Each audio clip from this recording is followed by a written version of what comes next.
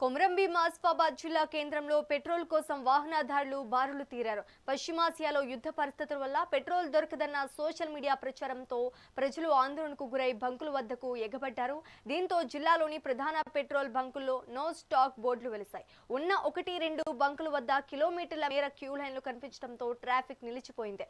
అయితే ఇంధన సరఫరాలో ఎలాంటి అంతరాయం లేదని, కేవలం వదంతుల వల్లే ఈ రద్దీ ఏర్పడిందని అధికారులు స్పష్టం చేశారు. ప్రజలు భయపడాల్సిన అవసరం లేదని హామీ ఇచ్చారు.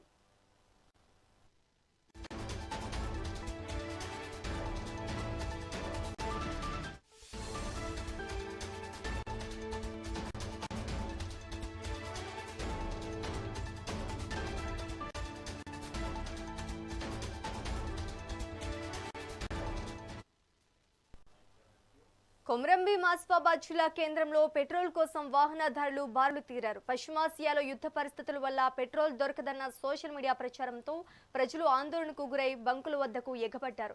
దీంతో జిల్లాలోని ప్రధాన పెట్రోల్ బంకుల్లో నో స్టాక్ బోర్డులు వెలిశాయి. ఉన్న 1-2 బంకుల వద్ద కిలోమీటర్ల మేర క్యూ లైన్లు కనిపించడంతో ట్రాఫిక్ నిలిచిపోయింది.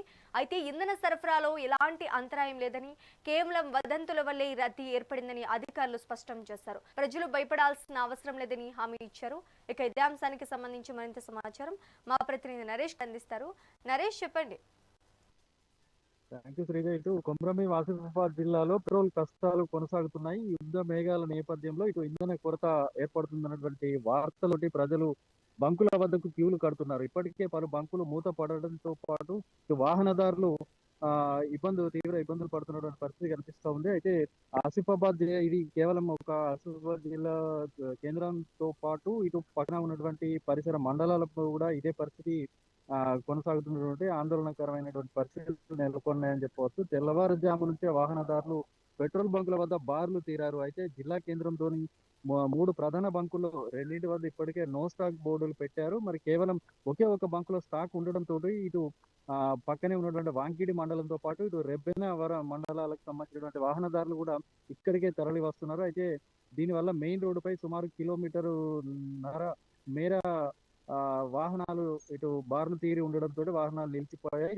ఈ క్రమంలోనే ఇటు వాహనదారుల మధ్య కూడా చోటు చేసుకుంటున్నాయి. అయితే దీంతో పోలీసులు ప్రవేశం చేసి రద్దీని నియంత్రిస్తున్నారు. ముఖ్యంగా పశ్చిమాసియా ఇజ్రాయెల్ యుద్ధ ప్రభావం వల్ల భవిష్యత్తులో ధరలు కూడా పెరిగే అవకాశం ఉందని చెప్పి దాంతో పాటు పెట్రోల్ దొరకదనేటువంటి సోషల్ మీడియాలో ఒక దుష్ప్రచారం జనాన్ని భయభ్రాంతులకు గురి చేస్తుంది. అందుకే ప్రతి ఒక్కరు కనీసం 5-10 లీటర్లకు పైగానే నిల్వ చేసుకునేందుకు ప్రయత్నం చేస్తున్నారు. క్యాన్ల తోటి కూడా ఇటు క్యాన్ల ద్వారా కూడా పెట్రోల్ తీసుకెళ్లేందుకు కూడా వస్తున్నటువంటి పరిస్థితి ప్రస్తుతం.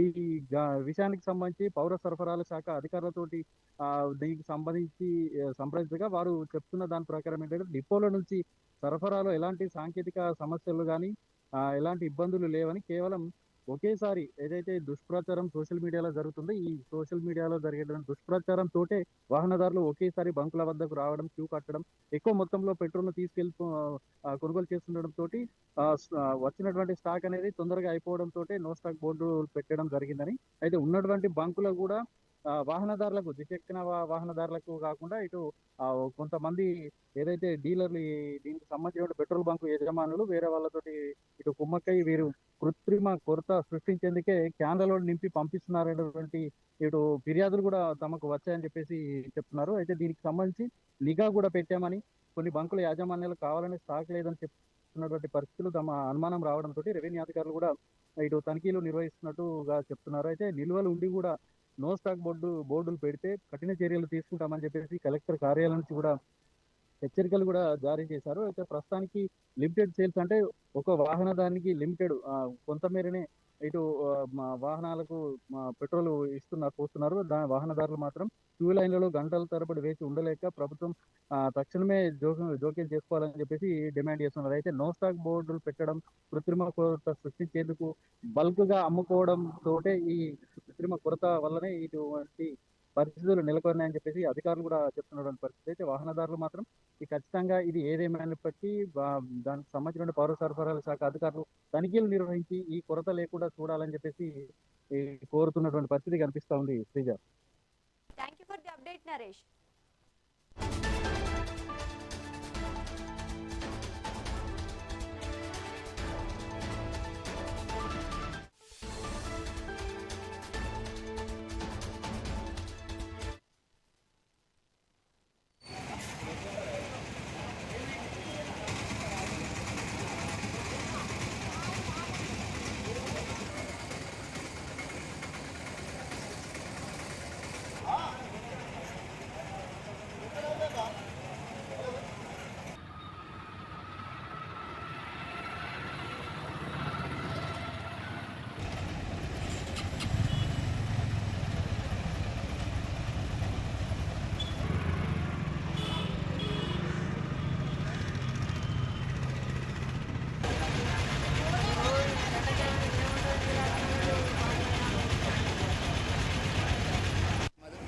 ఇక్కడ చూసుకున్నట్టే కొమరం ఆసిఫాబాద్ జిల్లా జనకాపూర్లోని ఇక్కడ చూడండి పెట్రోల్ కొరతలు ఇక్కడ మనం చూడండి గత 5 బంకులు వెళ్ళాను నేను 5 బంకుల్లో 4 బంకుల్లో ఎలాంటి స్టాక్ లేదు. ఒక మన జనకాపూర్లో మన దిలీప్ బంకులో మనం ఇక్కడ చూసుకుంటే ఎన్నో వాహనాలు అనేవి వేచి ఉన్నాయి. చూసుకుంటే యుద్ధం కారణం వల్ల 4 రోజులు పెట్రోల్ రాదు అనే ఉద్దేశంతో అందరూ బండ్లన్నీ ట్యాంక్ ఫుల్ చేసుకుంటున్నారు. ఇక్కడ చూసుకుంటే అయితే నేను 25 నిమిషాల నుండి వెయిట్ చేస్తున్నాను. ఇప్పటి వరకు కూడా నా బండిలో ఇంకా పెట్రోల్ అనేది వేయడం జరగలేదు. ఇంకా ఇది ఎన్ని రోజులు కొనసాగుతో వేసి చూడాలి.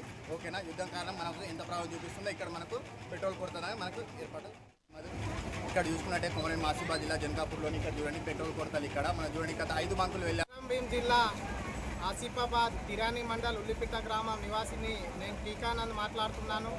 ఏదైతే అమెరికా దేశము ఇజ్రాయిల్తో కలిసి ఇరాన్పై దాడులు నిర్వహిస్తూ ఉన్నది. ఈ దాడుల్లో యుద్ధం నిర్వహిస్తుంది. ఈ యుద్ధం నేపథ్యంలో ఇండియాలో పెట్రోల్ డీజిల్ కొరత ఏర్పడింది. ప్రజల్లో తీవ్ర భయం నెలకొంది. ఎక్కడ పెట్రోల్ డీజిల్ మనకు దొరకదు అనే ముందస్తుగా పెట్రోల్ బంకులలో ప్రజలు భారతీయ వాహనదారులు ఎక్కువ మంది ఉన్నారు. దాదాపు అరగంట పైన వాహనాలతోటి పెట్రోల్ బంక్ కోసం నిలబడితే పెట్రోల్ దొరకనటువంటి పరిస్థితి ఈరోజు ఆసిఫాబాద్ జిల్లా కేంద్రంలో కనబడుతూ ఉంది. ఏదైతే ఆసిఫాబాద్ జిల్లా కేంద్రంలో 5 పెట్రోల్ బంకులు ఉన్నప్పటికీ 4 పెట్రోల్ బంకు ఇప్పటికే డీజిల్ కొరతతో నో స్టాక్ బోర్డు పెట్టేయడం జరిగింది. ఇక్కడ ఉన్నటువంటి ఒకటే ఒక బంక్ నడుస్తూ ఉన్నది.